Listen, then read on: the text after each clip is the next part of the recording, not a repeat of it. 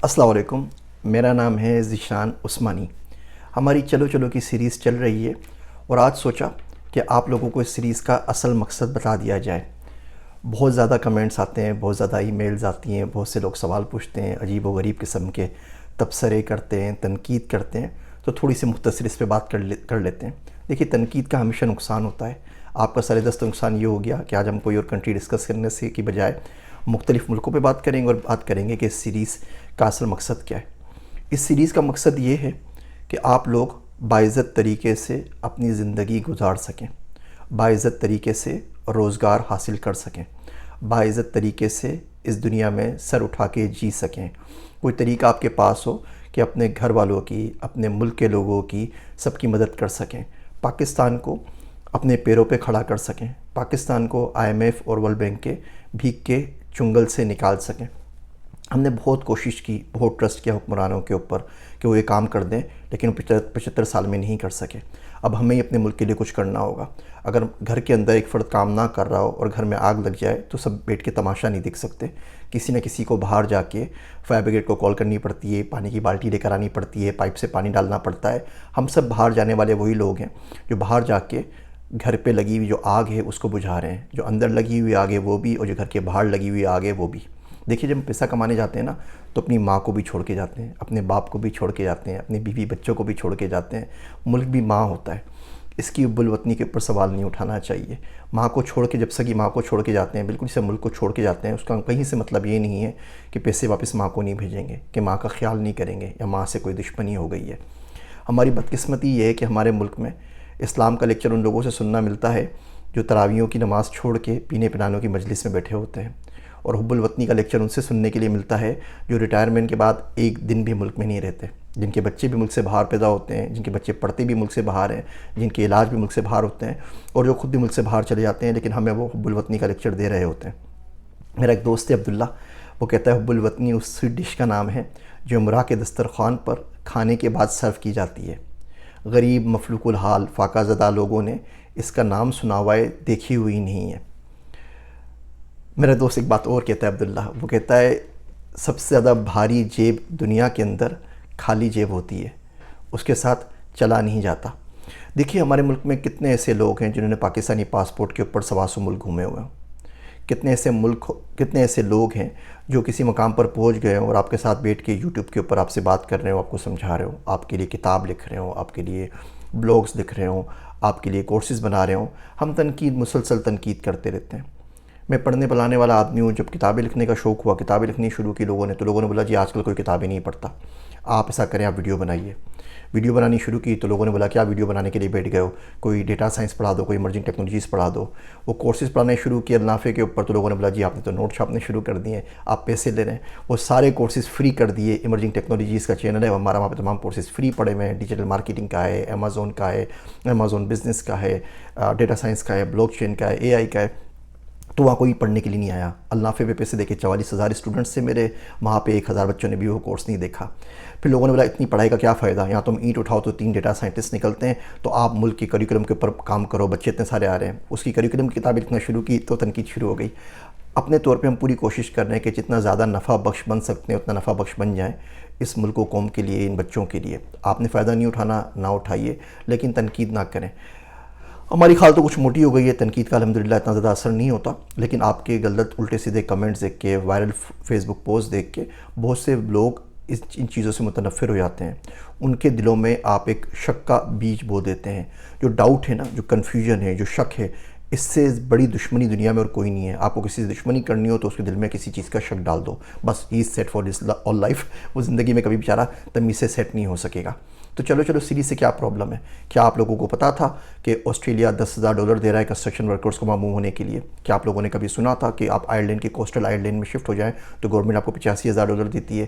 क्या आपको पता है कि पैराग्वे के अंदर आप 10 हेक्टेयर ज़मीन खरीद लें तो आप परमानेंटली रेजिडेंसी ले सकते हैं? क्या आपको पता है कि इटली में $1 का घर मिल जाता है? क्या आपको पता है कि आप जापान के कुछ शहरों में जाएँ तो आपको घर फ्री दे देते हैं?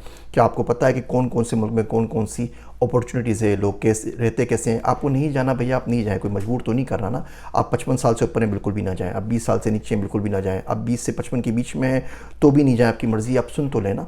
सुनने में क्या दिक्कत है, आपको पता लगेगा कम से कम दुनिया में लोग कैसे रहते हैं, किस तरीके से खाते हैं, किस तरीके से पीते हैं, क्या रहन सहन है, उनके अपने खानगी और बैरूनी मसाइल क्या हैं, ताकि कम से कम इतनी तक़वियत तो मिले ना कि हम ही इस मसले में नहीं फंसे हुए, दुनिया में भी अपने मसाइल मौजूद हैं।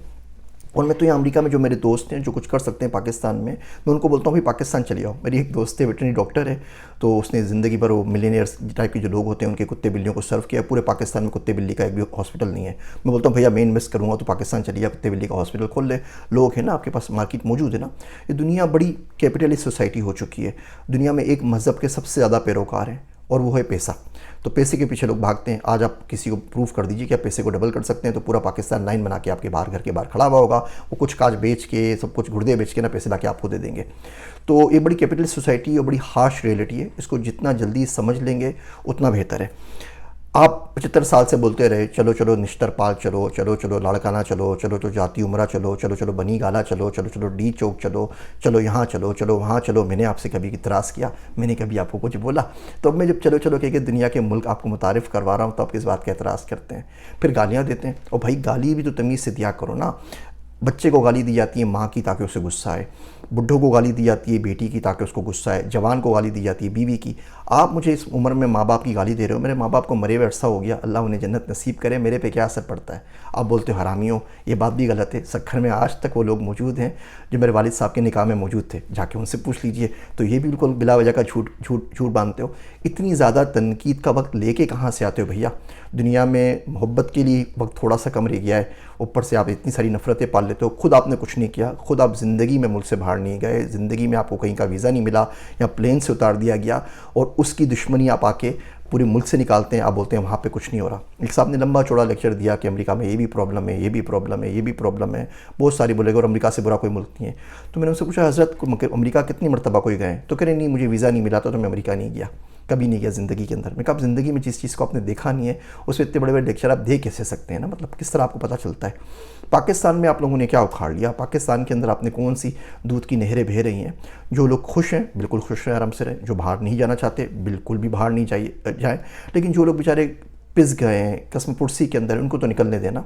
ज़्यादा पुरानी बात नहीं है, 2001 के अंदर मैं कराची में रहता था। गुलिस्तानी जौहर के अंदर मुनीर आर्केड में मेरा वो कैप्सूल फ्लैट था, स्टूडियो अपार्टमेंट जिसे कहते हैं। 1500 रुपये महीना के ऊपर 6000 रुपये तनख्वाह थी मेरी, मेरा गुजारा हो जाता था। 1-2 साल बाद तनख्वाह 15,000 रुपये हो गई। मैंने बिल्कुल बीच नर्सरी के ऊपर 4,500 रुपये का रेंट के ऊपर घर ले लिया 3 कमरे का, और 15,000 में गुजारा हो जाता था। आज नहीं हो रहा भैया।